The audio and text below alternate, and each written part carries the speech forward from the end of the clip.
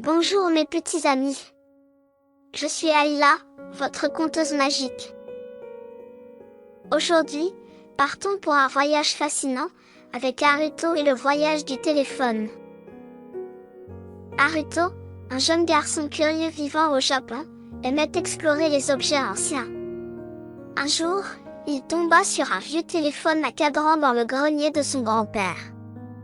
Intrigué, il demanda à son grand-père comment les gens utilisaient cet appareil autrefois.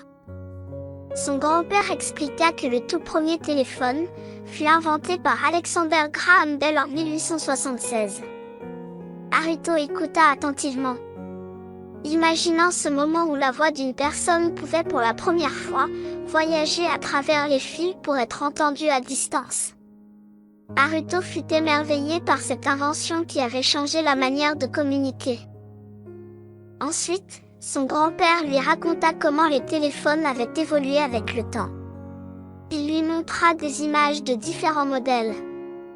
Des téléphones à cadran, des combinés, jusqu'au premier téléphone portable inventé par Martin Cooper dans les années 1970.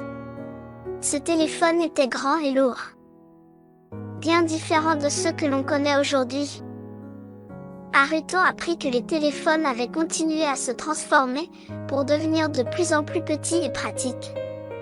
Finalement, son grand-père lui montra un smartphone, expliquant que cet appareil n'était pas juste un téléphone, mais aussi un appareil photo, un jeu, une carte du monde et bien plus encore.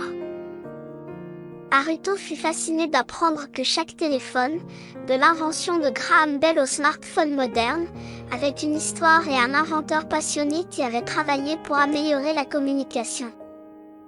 Avant de partir, Haruto se demanda comment les téléphones continueront à évoluer dans le futur.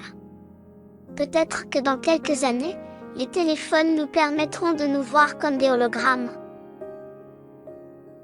Au revoir mes petits joyaux pétillants. Je vous attends pour une nouvelle aventure qui nous transportera dans le monde des découvertes et des inventions extraordinaires.